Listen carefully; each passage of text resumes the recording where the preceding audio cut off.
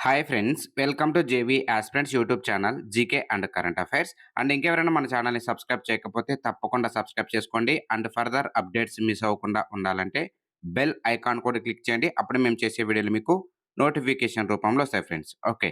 And మీకు daily current affairs notes and exams కావాలనుకున్న వారు ఇక్కడ కనిపిస్తున్న నెంబర్కి అయితే మీరు కాంటాక్ట్ అవ్వచ్చు ఫ్రెండ్స్. ఓకే. అండ్ ఈ వీడియోలో వచ్చేసి మనము 2024 నవంబర్ నెలకు సంబంధించినటువంటి Andhra Pradesh most important current affairs అయితే చూద్దాము. దీనికి సంబంధించిన నోట్స్ ఆల్రెడీ మన వాట్సాప్ గ్రూప్‌లో ఇవ్వడం జరిగింది.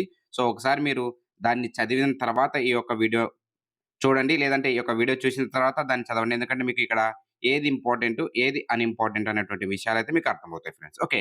ఇక ఆలస్యం చేయకుండా టాపిక్‌లకి తెలుపుదాం. 2024 నవంబర్ ఆంధ్రప్రదేశ్ కరెంట్ అఫైర్స్.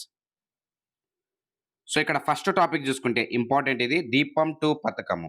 ఈ యొక్క ప్రెజెంట్ ఆంధ్రప్రదేశ్‌లో యొక్క ఎన్‌డీఏ గవర్నమెంట్ నడుస్తోంది.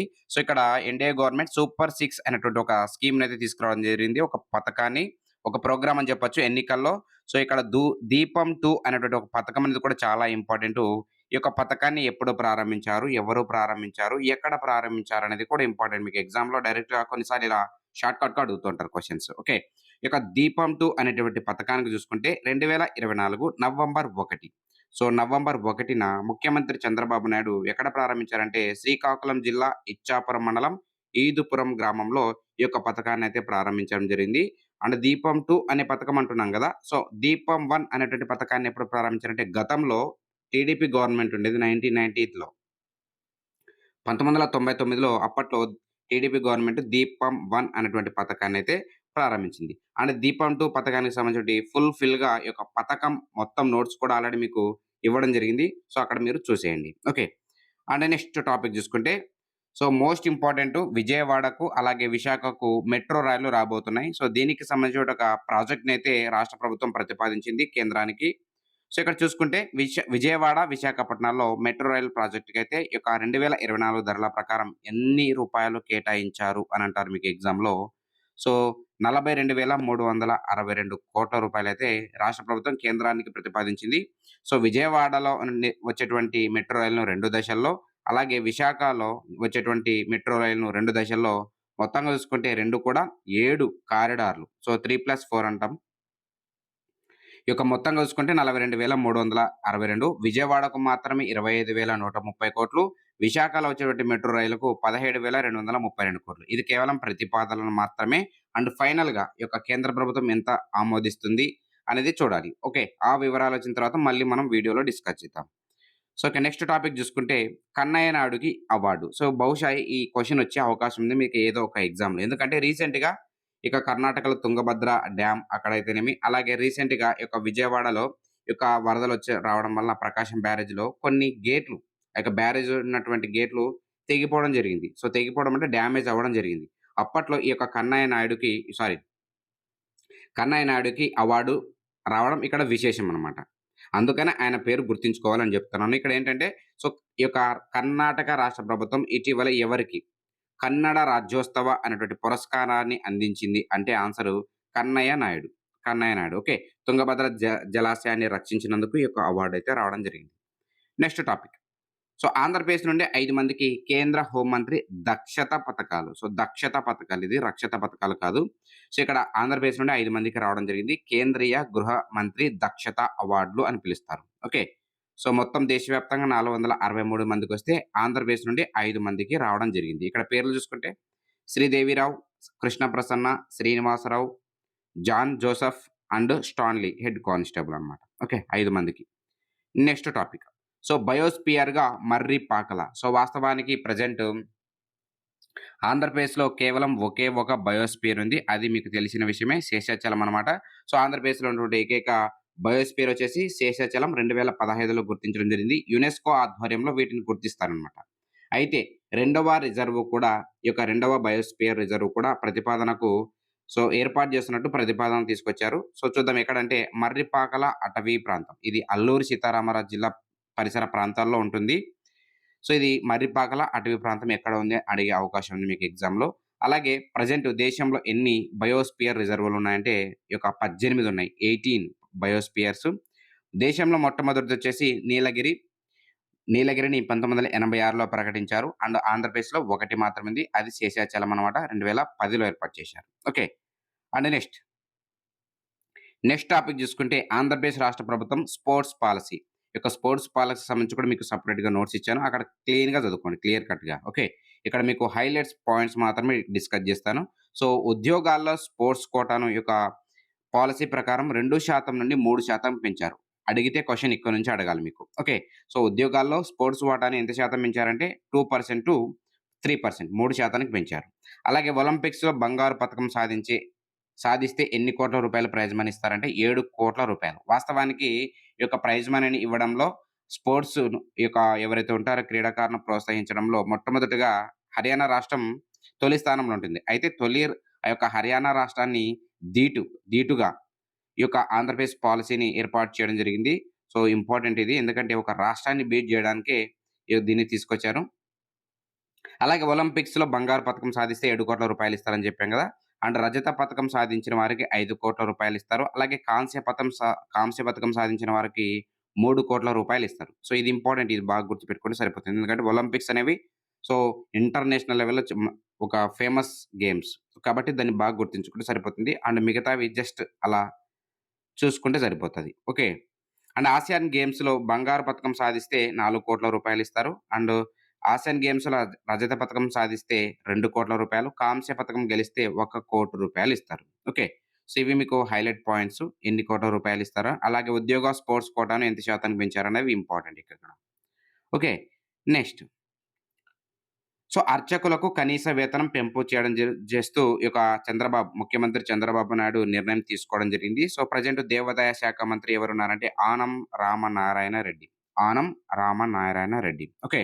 అండ్ ఇక్కడ రాష్ట్రంలో ఉన్నటువంటి 50,000కు పైగా వార్షిక ఆదాయం ఉన్నటువంటి ఆలయాలు ఏవైతే ఉంటాయో, ఆ యొక్క అర్చకులకు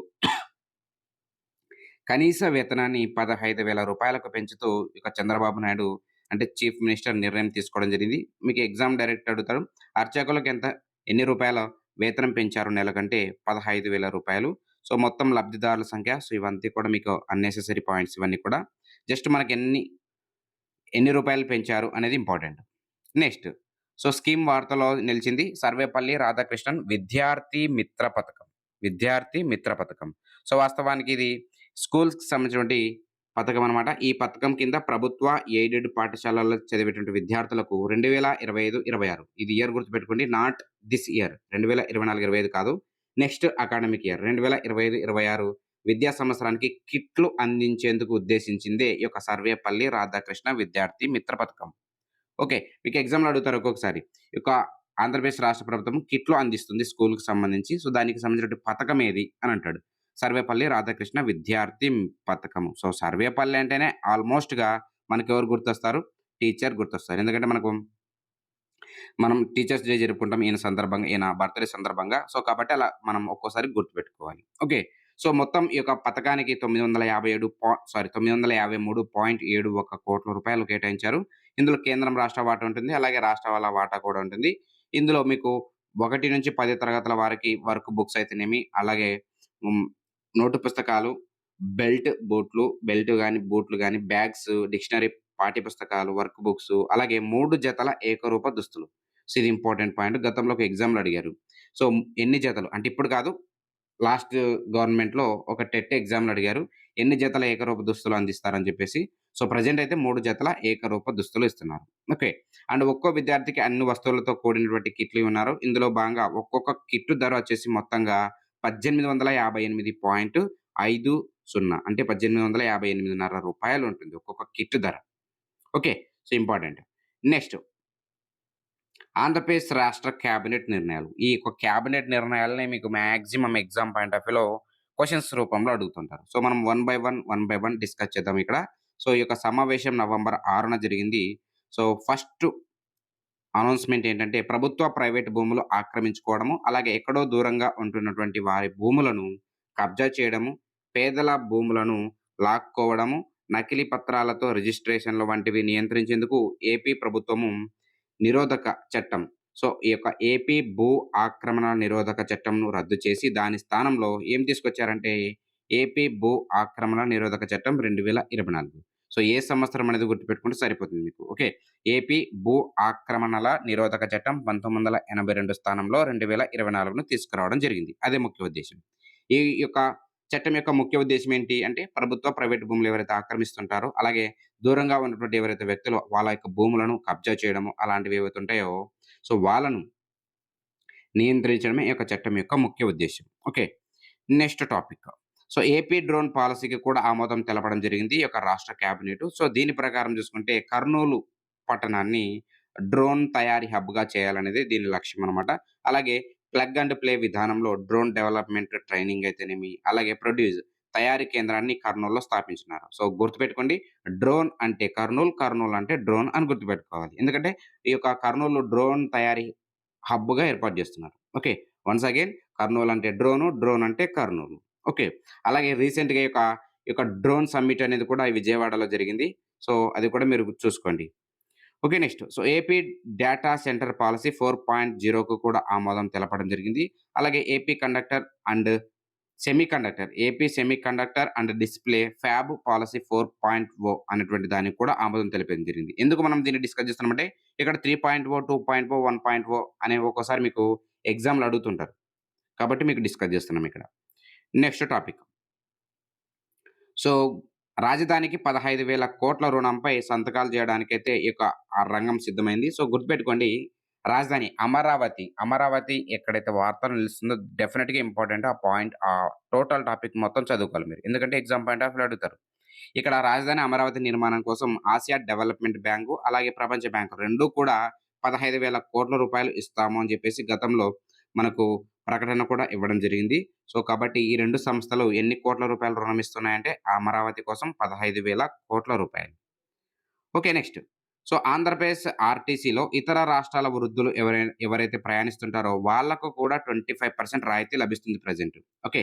25% రాయితీ ఇస్తున్నట్లు ఆంధ్రప్రదేశ్ రాష్ట్ర ప్రభుత్వం అయితే ప్రకటించింది. సో, ఇది కూడా ఇంపార్టెంట్. సో, ఇక్కడ వృద్ధులంటే ఎవరు? 60 ఇయర్స్ నిండిన వాళ్ళు అన్నమాట. ఓకే. Next topic. సో, న్యాయాధికారుల పదవీ విరమణ వయస్సు 61 సంవత్సరాలకు పెంచుతూ రాష్ట్ర ప్రభుత్వం నిర్ణయం తీసుకుంది. సో, వాస్తవానికి ఈ యొక్క న్యాయాధికారుల పదవీ విరమణ వయస్సు రాష్ట్రంలో ప్రెజెంట్ 60 సంవత్సరాలుంది. అయితే దీన్ని 61 సంవత్సరాలకు పెంచుతూ రాష్ట్ర ప్రభుత్వం నిర్ణయం తీసుకుంది. మీకు ఎగ్జామ్‌లో డైరెక్ట్ క్వెషన్ అడుగుతారు ఇలాంటివి. న్యాయాధికారుల పదవీ విరమణ వయస్సును రాష్ట్ర ప్రభుత్వం ఇటీవలే ఎన్ని సంవత్సరాలకు పెంచింది? లేదా ఎన్ని నుండి ఎన్ని సంవత్సరాలకు పెంచింది అని కూడా అడుగుతారు. సో, 60 నుండి 61 సంవత్సరాలకు పెంచింది. ఓకే. అండ్ ఇది ఎప్పటి నుంచి అమల్లోకొచ్చిందంటే 2024 నవంబర్ 1 నుండి అమల్లోకి వచ్చింది. And next. సో, రాష్ట్రంలో మరో కొత్త 6 విమానాశ్రయాలు రానున్నాయన్నమాట. సో, అవి ఎక్కడ ఏర్పాటు చేస్తున్నారనేది ఇంపార్టెంటు. సో, ప్రతిపాదనలైతే రంగం సిద్ధం చేసింది ఈ యొక్క రాష్ట్ర ప్రభుత్వము. సో, ఎక్కడెక్కడ అని ఈ యొక్క 6 విమానాశ్రయాలు కొత్తగా ఏర్పాటు చేస్తున్నారంటే, ఫస్ట్ కుప్పం. కుప్పంలో ఏర్పాటు జేస్తున్నారు. అలాగే శ్రీకాకుళంలో ఒకటి ఏర్పాటు జేస్తున్నారు. అలాగే ఒంగోలులో ఒకటి ఏర్పాటు జేస్తున్నారు. అలాగే తాడేపల్లి గూడెంలో ఒకటి ఏర్పాటు జేస్తున్నారు. అలాగే నాగార్జున సాగర్‌లో ఒకటి ఏర్పాటు చేస్తున్నారు. అలాగే తుని, అన్నవరంలో ఒకటి ఏర్పాటు జేస్తున్నారు. తుని, అన్నవరంలో ఒకటి ఏర్పాటు చేస్తున్నారు. సో, దీన్ని గుర్తుపెట్టుకోవడానికి మీరు కే స్టంట్ అని గుర్తుపెట్టుకోండి. కే స్టంట్. ఎస్‌టిఓఎన్‌టి. ఓకే. సో, ఇక్కడ కే అంటే ఏంటి మీకు అర్థం ఏంటంటే ఇక్కడ ఈ యొక్క కుప్పము, అలాగే ఎస్ అంటే శ్రీకాకుళము, అలాగే మరో ఎస్ అంటే మీకిక్కడ సో, దీనికి సంబంధించి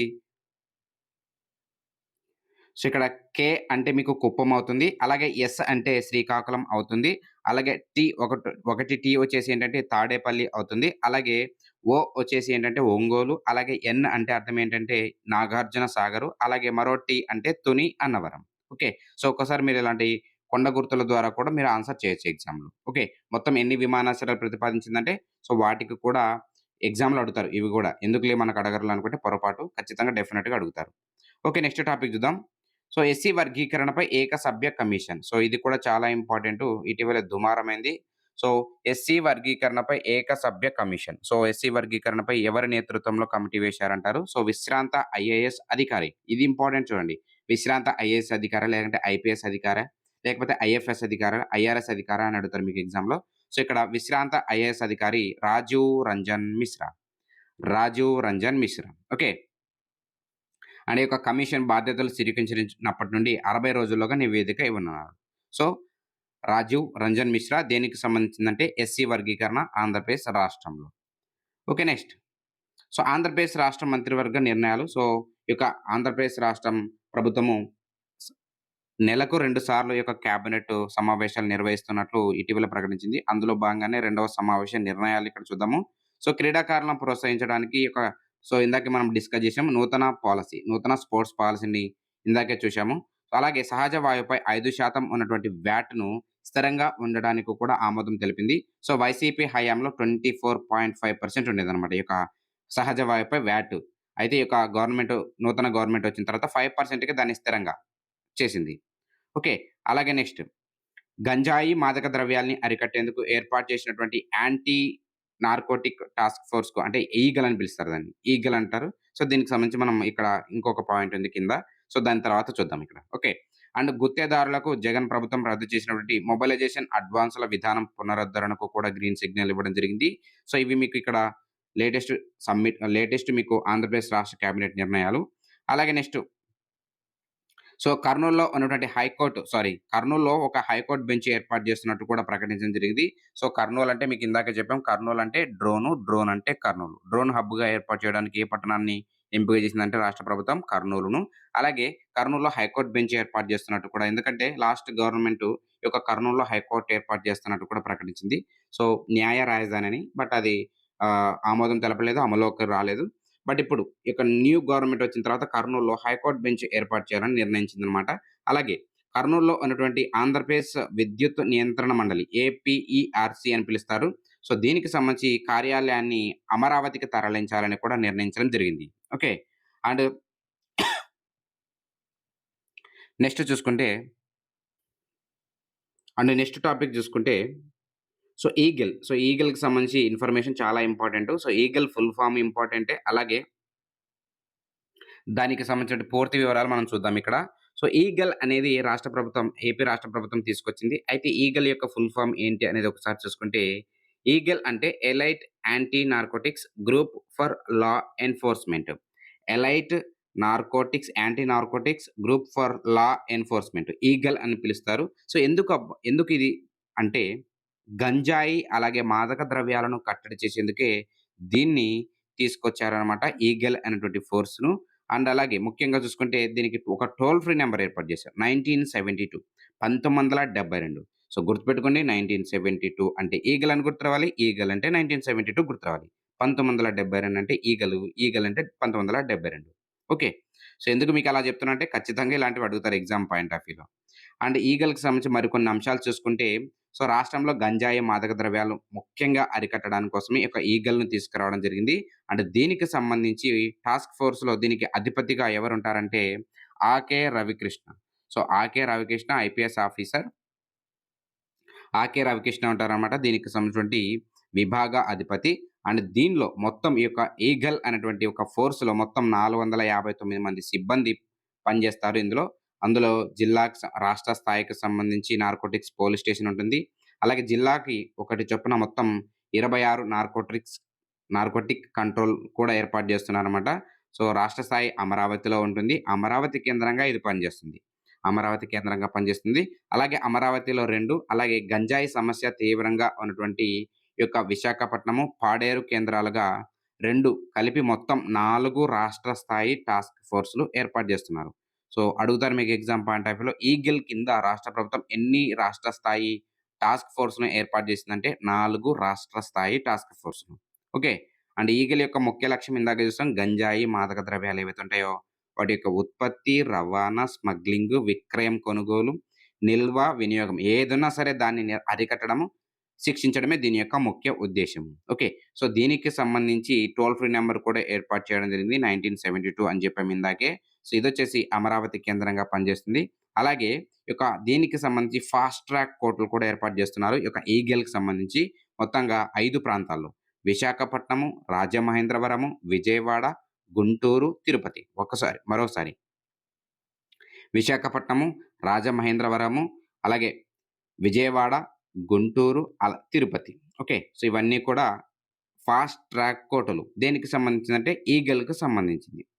ఓకే. అండ్ ఇందులో మొత్తం ఎంతమంది సిబ్బంది పనిచేస్తారంటే 459 ఇందాకే మనం డిస్కస్ చేసాం. ఓకే. ఇందులో ప్రధాన కార్యాలయానికి 249 వెళ్తారు. నార్కోటిక్ స్టేషన్‌కి 66 మంది, జిల్లా విభాగాలకు 144 పోస్టులు కేటాయించడం జరిగింది. సో, మొత్తంగా ఈగల్‌లో ఎన్ని విభాగాలుంటాయి? ఈగల్ ఇంపార్టెంట్ ఇది.